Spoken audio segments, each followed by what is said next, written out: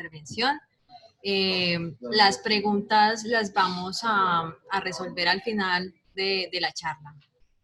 Entonces, para que todos, si tienen alguna duda o inquietud, lo pueden hacer a través del chat.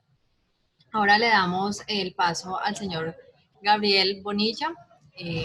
Hola Diana, buen día a todos. Bueno, muchas gracias al doctor Gustavo por su intervención. Yo creo que es fundamental tener la claridad dentro de lo que implica tener una marca como signo distintivo, y bueno, vamos a ampliar y vamos a ir dando más elementos que podamos al finalizar de esta charla quedar como con una idea muy inicial de cuál es la ruta para construir una marca y cuáles son los requerimientos legales que hay que tener en cuenta. De acuerdo a eso, siempre inicio con esa pregunta y es, ¿eres el dueño de la identidad de tu negocio? La importancia de las marcas. Antes de entender y continuar profundizando, quisiera hacer como una claridad de el concepto marcario y en qué contexto está la palabra marca, ¿cierto? Entonces, hablemos primero de propiedad intelectual, lo mencionaba ahora el doctor Gustavo, y recreando un poco y recordándoles de nuevo la expresión de propiedad intelectual es todo lo relacionado con las creaciones de la mente. Y esas creaciones de la mente, principalmente, se clasifican en propiedad industrial y derechos de autor. En propiedad industrial tenemos las nuevas creaciones que son las patentes y los diseños industriales, y como signo distintivo tenemos las marcas. Y como tal, el otro frente es el de derechos de autor, que hay que tenerlo en cuenta para no llegar a utilizar una iconografía como el de un personaje de un cereal para un registro marcario, ¿cierto? O el de alguna serie de televisión, como ha pasado y ha ocurrido en algunos casos con la cerveza Duff de los Simpson. Algunas personas han sacado marca y han querido comercializarla. Entonces hay que tener en cuenta que hay que respetar también los derechos de autor. Ahora sí, ¿qué es una marca? Es un signo distintivo, recordémoslo, como decía el doctor Gustavo, que indica, que describe productos o servicios elaborados o comercializados por una empresa. No requiero que yo sea el productor directo, puedo ser una comercializadora, ¿cierto? Una máquina. ¿Cuál es la principal importancia de estos intangibles? Es su valor añadido en la cadena de producción global. Y con eso nos referimos, según el informe mundial de la OMPI, a esa ruta que va desde la ideación de I+D, la fabricación, el ensamble, la distribución y la comercialización. Esta ruta añade valor en tecnología, pero cuando yo tengo un signo distintivo, tengo una marca, entonces además de la tecnología o todo ese know-how de producción, también tengo un valor añadido desde tener un signo distintivo, ¿cierto? Un registro marcario.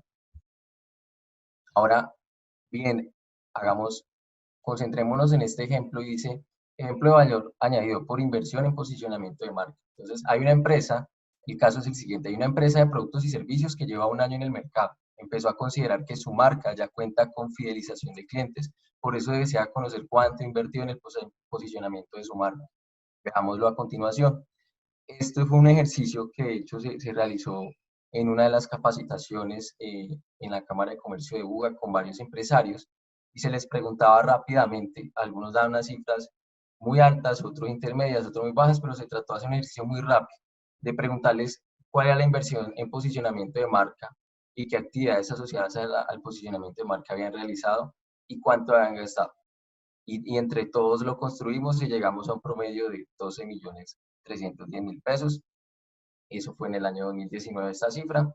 Entonces, tengamos en cuenta que evidentemente cada uno en este momento puede estar preguntándose cuánto he invertido yo, menos, más, pero la importancia es saber de que estamos realizando una inversión en posicionamiento de marca, que es importante sacarle provecho.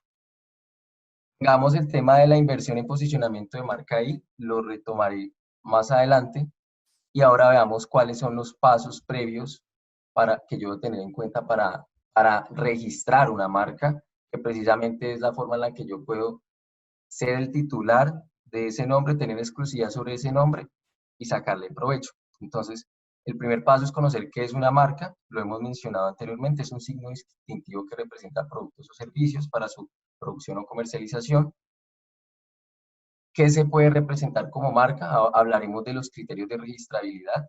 El paso 2 es consultar los antecedentes marcarios y es donde es la actividad en la que yo debo, normalmente las empresas que hacen en redes sociales, en internet, buscan si ya está o no una palabra que se les ha ocurrido y con la que desean representar su sueño, su producto o servicio.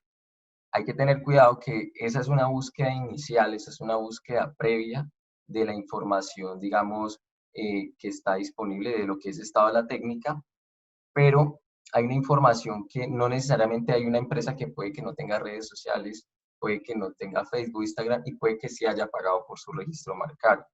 Entonces hay que tener en cuenta que no solo debo mirar esas fuentes, esa información previa, sino que debo hacer una consulta ante antecedentes marcarios y eso lo puedo en cada país.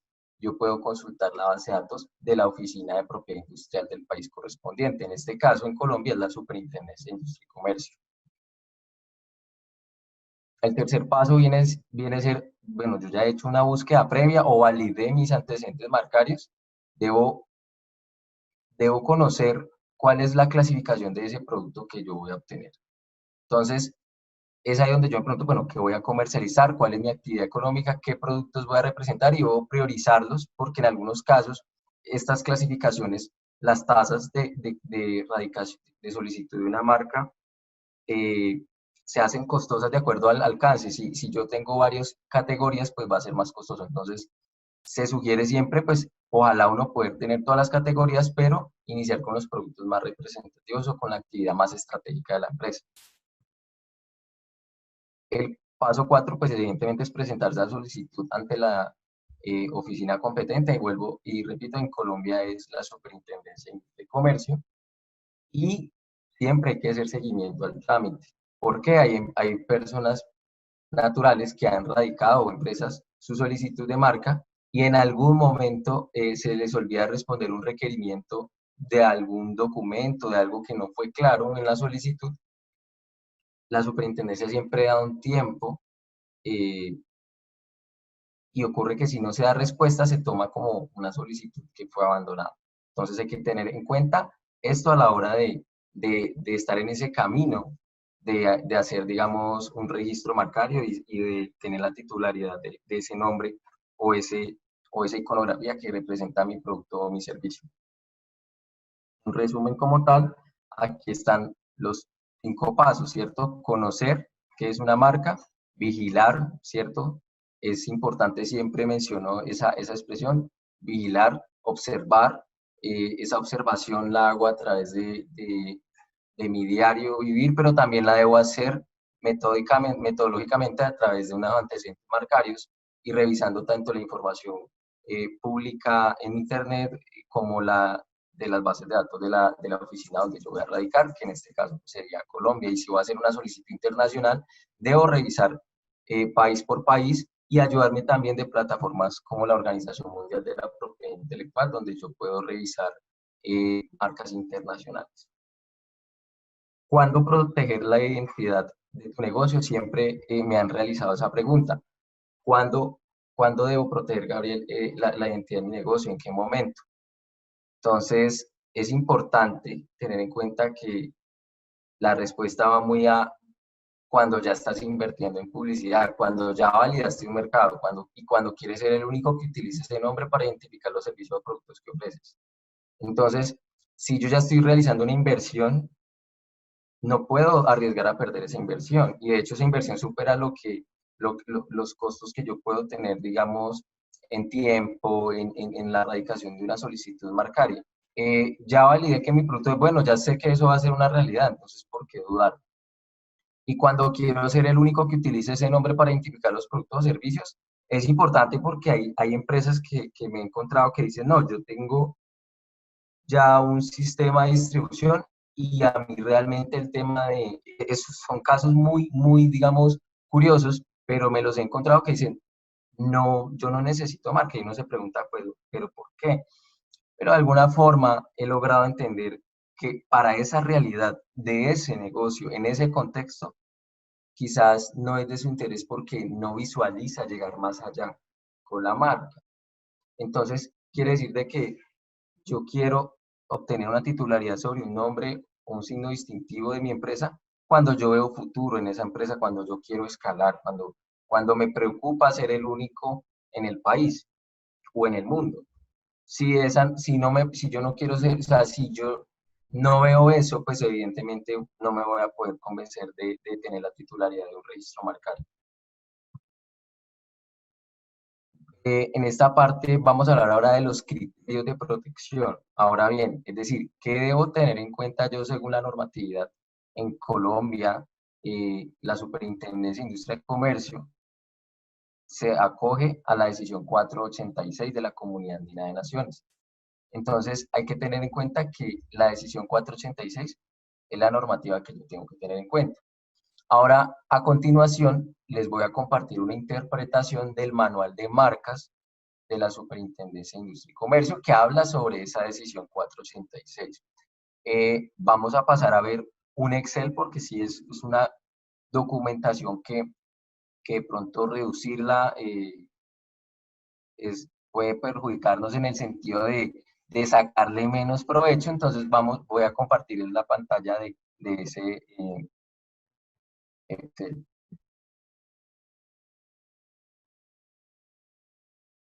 Bueno, aquí ya estamos en la pantalla del Excel. Por favor, me confirman si se está viendo, si hay algún... No, Gabriel, vemos la presentación como tal. Ok, listo. Ahí ya. No, todavía no, Gabriel. Listo, entonces permíteme la voz. Listo, aquí. Sí, ahí ya se está viendo. Ok, perfecto. Gracias por la espera. Entonces, bueno, vamos a ver los criterios de registrabilidad de una marca, según la interpretación del manual de marcas de la Superintendencia de Industria y Comercio, relacionados con casos de negación comunes y especiales. ¿Por qué hablo de casos de negación comunes y especiales? Solicitar una marca no es, no consiste en pagar, ¿cierto? En pagar no es un trámite en el que yo pago y ya me la conceden, no. Es un trámite donde yo hago una solicitud que se somete a un estudio de 6 a 12 meses por parte de la Superintendencia de Industria y Comercio.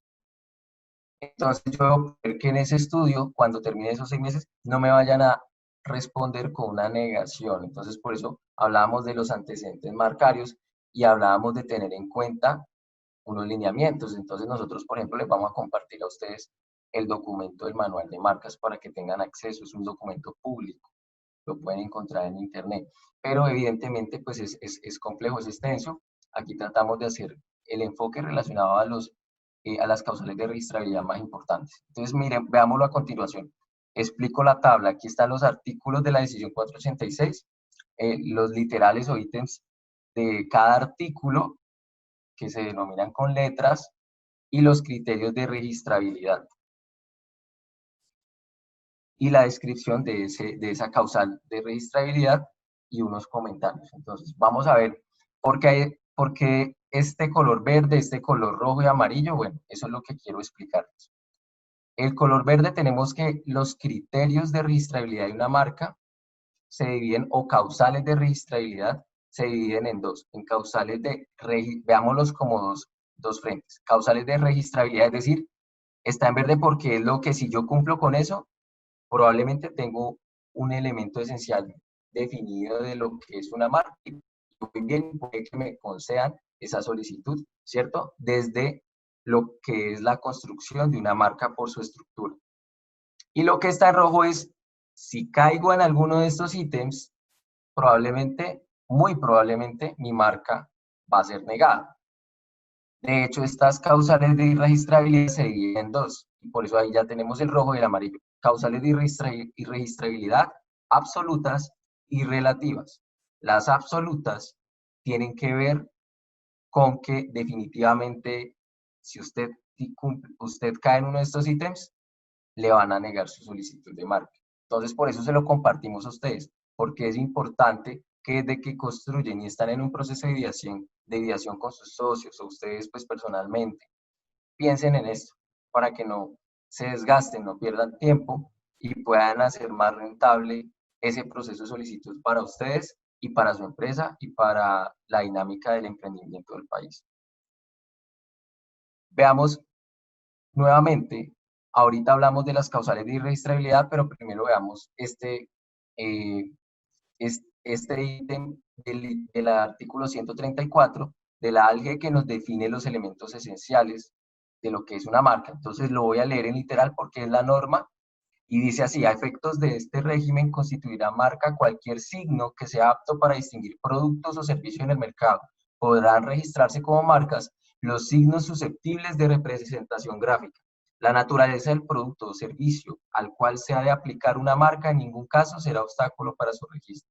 Podrán constituir marcas, entre otros, los siguientes signos, que fue lo que nos comentó ahora el doctor Gustavo: las palabras o combinación de palabras, las imágenes, figuras, símbolos, gráficos, logotipos, monogramas, retratos, etiquetas, emblemas, escudos, sonidos y olores, que son marcas olfativas, letras, números, un color delimitado por una forma, una combinación de colores, la forma de los productos, sus envases, aquí estamos hablando de marcas tridimensionales, las envolturas, cualquier combinación de los signos o medios indicados en los apartes y cualquier combinación de todos estos anteriores ítems. Una marca puede llevar varios ítems, ¿cierto? Puede tener un color, puede tener una forma, puede tener una parte nominativa. Si yo cumplo con esto, tengo desde la propiedad intelectual definida una marca. ¿Listo? Eso es súper importante. Y ahora con la presentación que da continuidad Hugo, pues vamos a cerrar y vamos a tener muy claros esos conceptos para que de verdad no nos perdamos de lo que es una marca. Ahora bien, ¿en qué conductas no debo caer como empresa? Y esto es muy importante porque si ustedes, en las estadísticas, más de un 20% de las solicitudes son negadas. Entonces, y el número de solicitudes es amplio. Ahorita vamos a ver más o menos anualmente cuántas solicitudes pueden haber de marca. Y eso que son cifras aproximadas, ahorita lo vemos. Entonces, vamos a ver cuáles son esas causales. Dice el primero, 135A. El signo solicitado a registro no puede constituir una marca que conforme a los elementos esenciales del artículo 134. Que no, si este artículo, perdón, aclaro, si es, en este artículo dice, sí, no se puede constituir una marca conforme al artículo 134, donde están todos estos elementos, usted no la tiene, no tiene una marca, entonces pues cae en una causal de irregistrabilidad. Es, digamos, algo obvio, pero pues evidentemente tiene que estar en la norma y pues se menciona en este artículo, cita el artículo 134. Ahora bien, veamos el siguiente, falta, y este es un elemento en el que caen muchas solicitudes marcarias. Falta de capacidad distintiva. ¿A qué se refiere con esa falta de capacidad distintiva? Que es de carácter genérico, o sea, amplio. Esa palabra es muy amplia en su uso y es muy descriptiva. Entonces, para comprenderlo un poco mejor, veamos aquí un ejemplo. Dice así. Por ejemplo, las expresiones genéricas como pan para identificar productos de panadería. Es una palabra muy amplia, es muy genérica de esa categoría. Y descriptiva se refiere a la cualidad de ese producto. Entonces, por ejemplo, yo no puedo registrar la marca Suave para telas. ¿Por qué? Porque es que es una característica común de calidad de las telas y es normal que en la etiqueta de cualquier empresa tenga derecho a describir suave. Entonces, yo no puedo apropiarme de la expresión suave. Entonces, las expresiones que denotan calidad en mi producto o servicio hay que tener cuidado con ello. ¿Listo?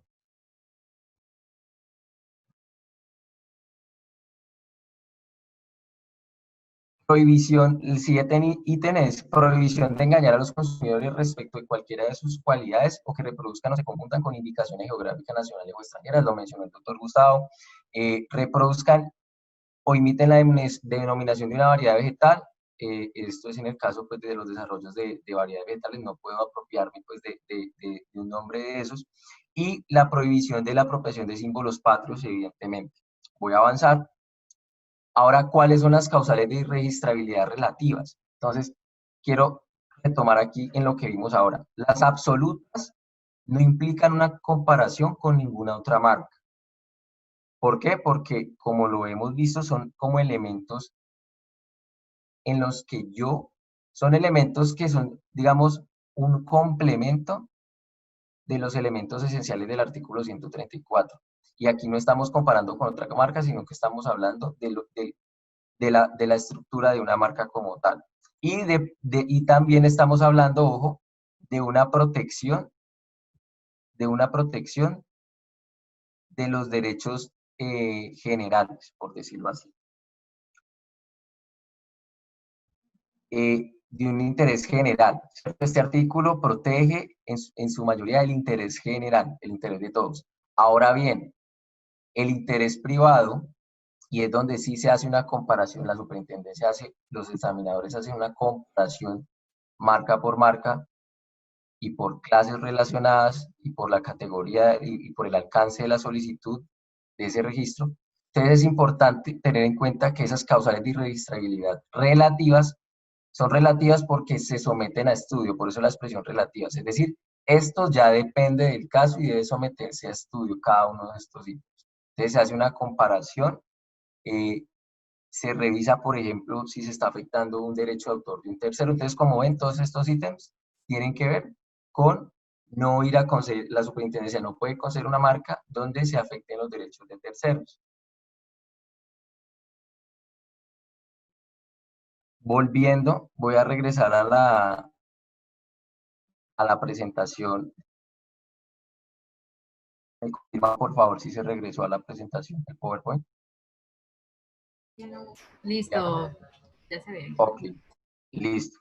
Entonces, teniendo en cuenta esos criterios, que les vamos a compartir el manual de marcas, para que ustedes tengan claro todo lo que implica la solicitud, ¿cierto? Desde su creación.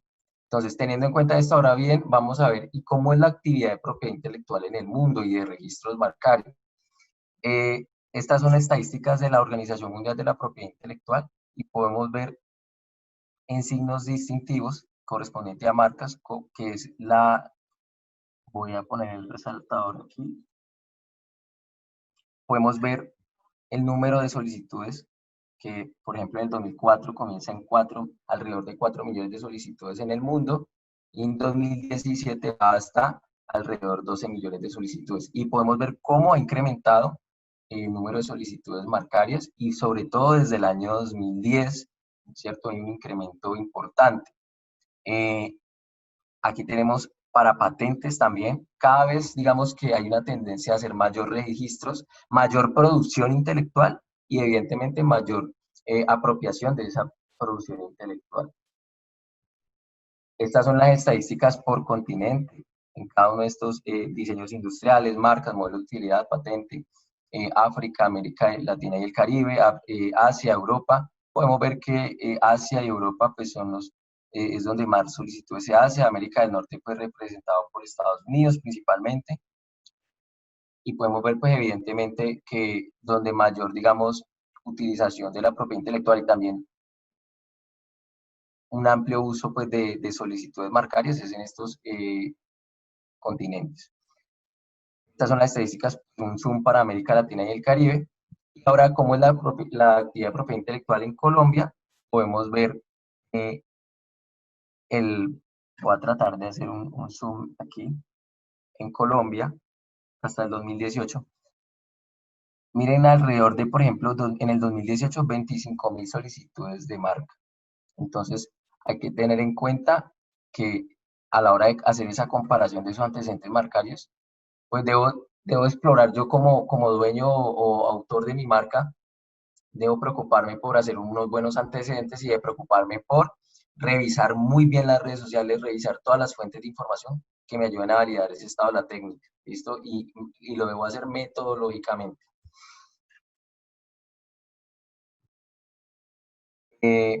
Bueno, como tal, pues en resumen, ¿cierto? Esta presentación tiene como objetivo haberles presentado a ustedes los elementos de construcción de una marca desde la propiedad intelectual, los criterios que es donde las marcas reinciden y se han negado muchas solicitudes, pero también la importancia de registrar su propiedad intelectual y no solo marcas, sino todo lo que es creaciones de la mente. Y las marcas son una opción que representan el nombre o producto de el nombre o signo distintivo de un producto o servicio. Pero también las empresas tienen diseños industriales, que a veces ese diseño industrial se vuelve una marca tridimensional, ¿cierto? Porque es algo muy novedoso en su envase y los va a ser únicos y se vuelve un nuevo concepto marcal. Y las patentes, porque es cada producto que ustedes ofrecen en el mercado, algunos de esos productos pueden llevar tecnología, productos o procesos novedosos que se puedan registrar. Eso hay que tenerlo muy en cuenta. Y bueno, pues precisamente viendo esa importancia, los invitamos a que ahora continúa